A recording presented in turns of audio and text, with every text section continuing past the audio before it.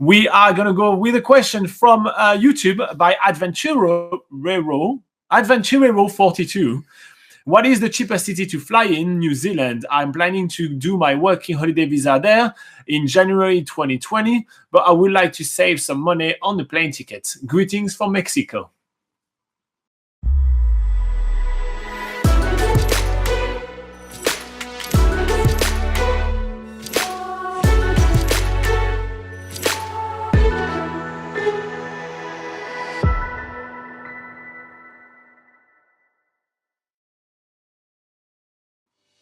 All right, so what is the best place to fly to in New Zealand? First, where are the international airports in New Zealand? Because you'll be surprised, there is either really not that many or a little bit more than what you thought about. Yeah.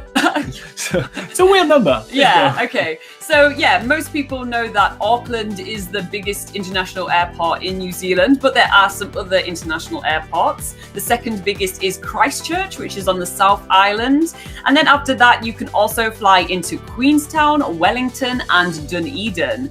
But the first thing to know really about saving money on flights to New Zealand is it's more dependent on your departure city rather than where you're arriving in New Zealand. So for instance, you are in Mexico, so consider maybe some of the different US airports that you can fly to New Zealand. For instance, LA is really well connected to New Zealand. There's multiple different flights that you can take from there.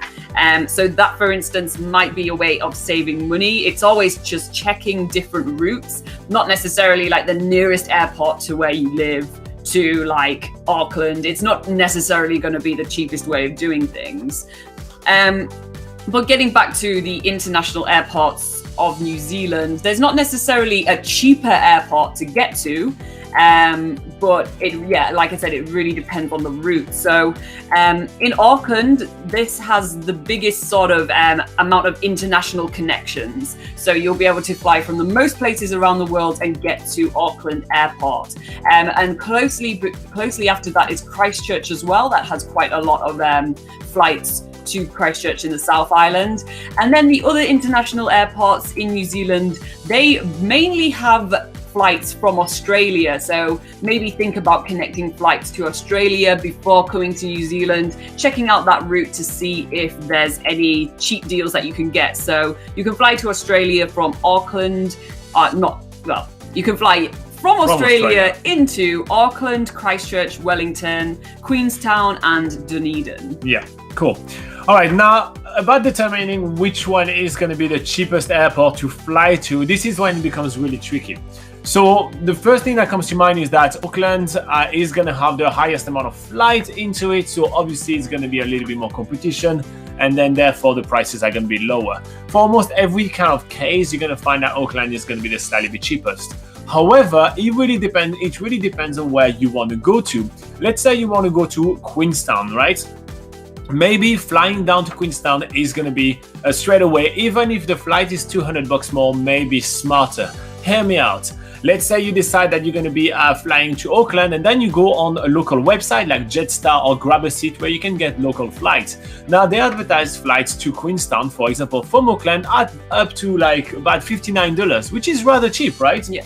However, that is not going to mean that your flight to Auckland per $60 is going to get you to Queenstown, because your flight may just not align properly, and at that point you need to get yourself transportation from the Auckland airport to an accommodation in Auckland, spend one night in Auckland, then the transportation from your accommodation down to Auckland airport, and then you fly down to Queenstown. That adds a lot of money onto your budget. So you need to make sure that when you start doing this combination, you will be able to, the total cost of it will actually be the cheapest. Because yes, one of the best tricks to actually get a cheap flight to wherever you want to go to in New Zealand is to book the second leg yourself. So you fly to Auckland or to Christchurch, which are the two biggest airports where you're usually going to find the cheapest flight.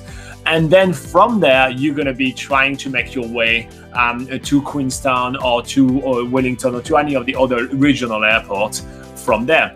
Now, so you've got to keep that in mind. It's so important to actually think about the overall cost. I've seen so many times people that says, oh yeah, I got myself a $60 flight from Queenstown, and I just ask, oh yeah, cool, did it work and everything? Like, oh, I had to stay in town and everything. So how much did you spend on transportation, this and that? They're like, oh shit, I spent $350.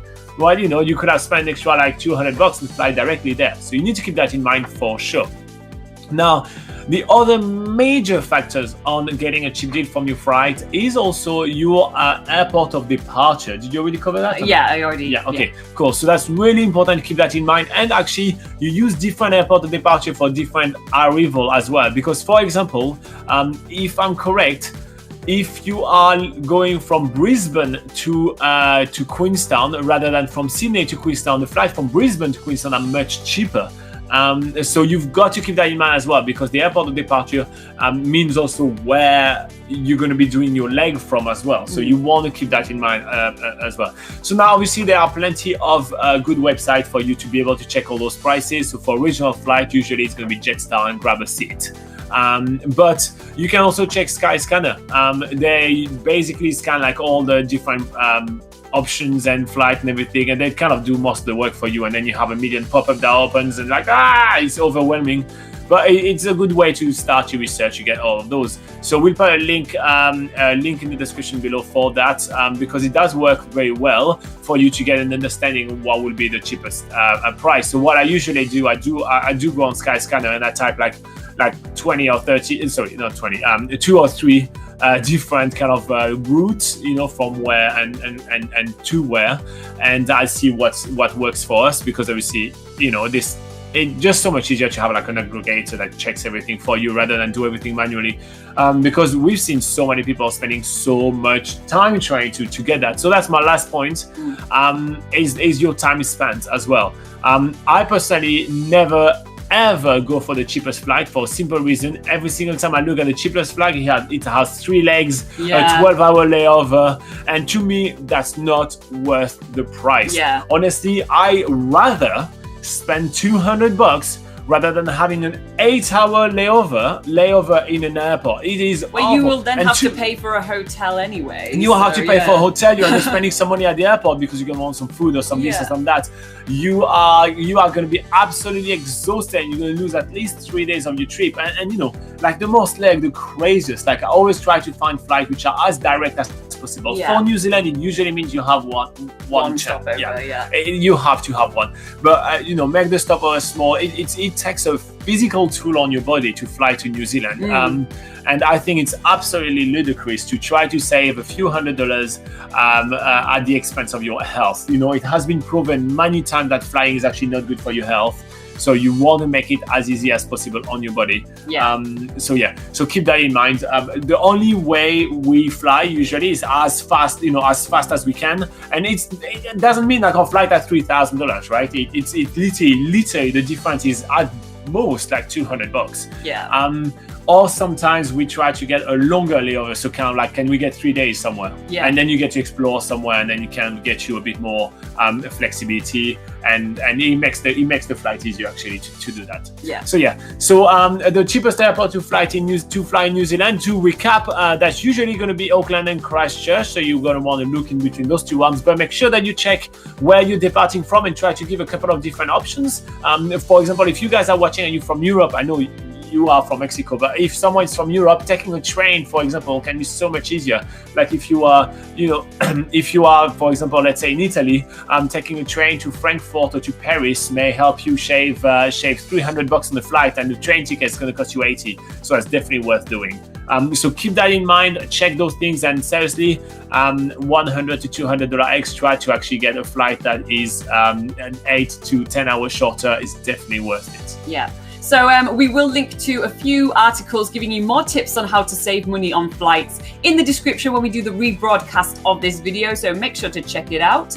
But if you do have any more questions, make sure you put it in the live chat right now, or otherwise put it in the comments below, and we'll add it to our pool for the next week when we do this live session again.